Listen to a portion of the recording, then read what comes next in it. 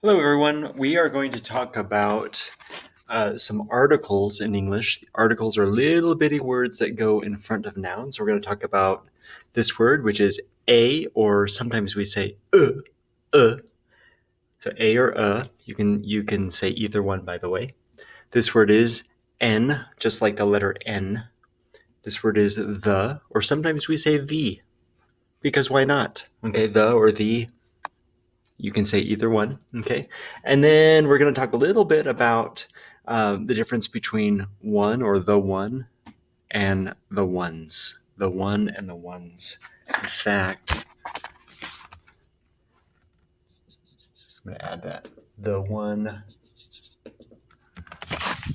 Much better. Yes, the one, the ones. The blue one or the purple ones. Okay, so let's talk about A and N. And even though these are tiny words, this is a little bit complicated, but I will do my best to help you understand. Okay, we use A and N before what we call they're before nouns, but we call these indefinite articles. Indefinite articles. What that means is if I'm speaking to you and you're the listener, you might not know what I'm talking about. Okay, so for example, if I say to you, I need a pencil. I need a pencil. It means that any pencil in the world is what I need. I need just one. Okay, you don't know which pencil I'm talking about. I don't even know which pencil I'm talking about. I just need one. I need $1. I need $1. Any dollar in the world. I just need one. Okay, I might say to you, I want a cup of coffee. I want a cup of coffee. Okay, there's not a specific cup of coffee that I see and that you see, and I'm telling you I want it. Okay, I just want a cup of coffee. Okay. All right. What you need to know also is when to use a and when to use n. Okay, a is for those consonants. So consonants in the alphabet are if you go through the alphabet, a is a vowel, but b is a consonant. C or k is a consonant. D or d is a consonant, right? E or e is a vowel. Okay, so those consonant sounds, so b, k, d, f, g, h, j, k, o, m, p, qu, s, t, v, w, x, y, z. Those consonants, if we're just talking about one and you don't know which one I'm talking about, I use a.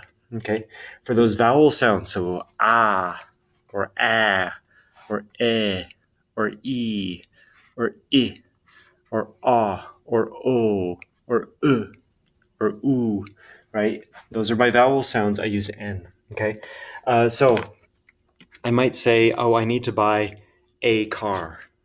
I need to buy a car, right? Because that c makes a k sound. It's a consonant. We're gonna say a car. Okay, or when I was a child, I rode a bicycle to school. A bicycle. B, b. It's a consonant sound. Okay. But if I say, oh, look outside, I see an eagle. I see an eagle. An eagle is a beautiful bird. It's actually the national bird of the United States, if you don't know what that is. Okay. Look it up on Google. They are beautiful animals. I see an eagle. You don't know which eagle I'm talking about until you come outside and you look at it as well. Okay. This word, hour, okay, even though it has an H in front of it, okay, we don't say hour, we say hour. So the H is silent. So because it's silent, we say an hour. I'll see you in an hour. Just thought of a couple others.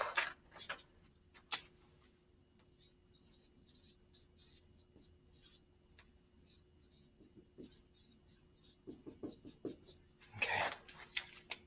Oops, you can't even see. Here, let's see. All right, so here are the words umbrella and university.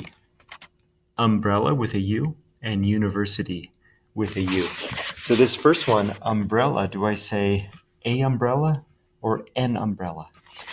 Well, the answer is actually going to be an umbrella. And the reason for that is when we pronounce this word, we make an sound, an umbrella. This word over here, university, university. Even though it has the letter U, I'm going to say A. It's not a very nice A. Let me try that again. There we go. Much better. A university. He goes to a university somewhere in California. Okay.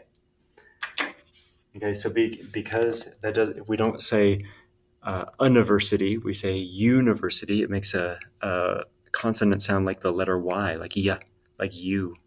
Okay. Like yellow university. Okay. So we say a university. Okay. All right. So these are for nouns that are singular and the listener doesn't know which one we're talking about. Okay. Now, the word the is quite the opposite. It's for definite articles and the speaker knows which one we're talking about. Actually, both the speaker and the listener know about it. Okay. So if we're in a party and I say, who is the boy in the green hat? Well, you can look across the room and you can see the boy with the green hat, right? So we both know which boy I'm talking about. I just don't know his name. Okay? We use the when there's only one of something. So think about that big star in the sky that makes us sweat so much but gives us so much light. It's the sun. The sun.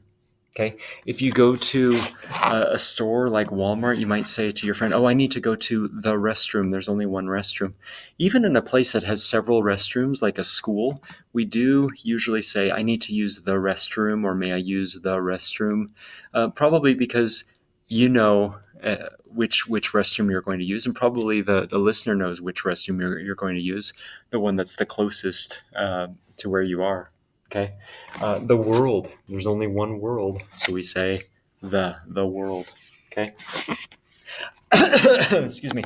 When something is mentioned or spoken about or said for a second time, we use the. Okay. So I might say to you, yesterday I bought a shirt. The shirt was too small, so I cannot wear it. So yesterday I bought a shirt. You didn't know about that shirt, so I said a shirt. Now, the second time I talk about it, the shirt is too small, so I cannot wear it. It's too small. It's a problem. I can't wear it. Okay. All right. The other thing I want to talk about is the one and the ones. Okay. So, and I got the ... one, the ... one. We could use an adjective there, so we could say the yellow one, the blue one, the fat one, the thin one, the tall one, the short one, right? If I use the word one without an S, it replaces singular nouns. Okay. If I use the ...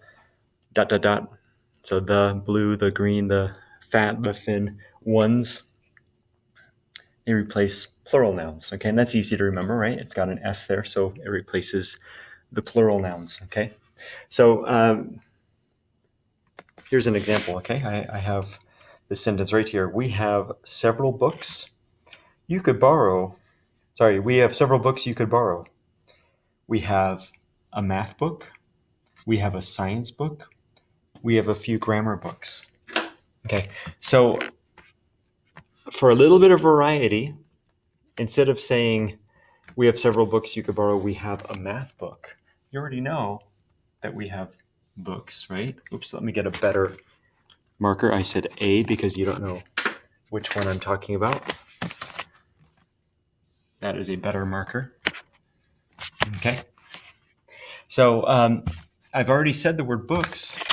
So what I can do over here is I can cross out the word book and I can say we have a math one. We have a science one. We have a few grammar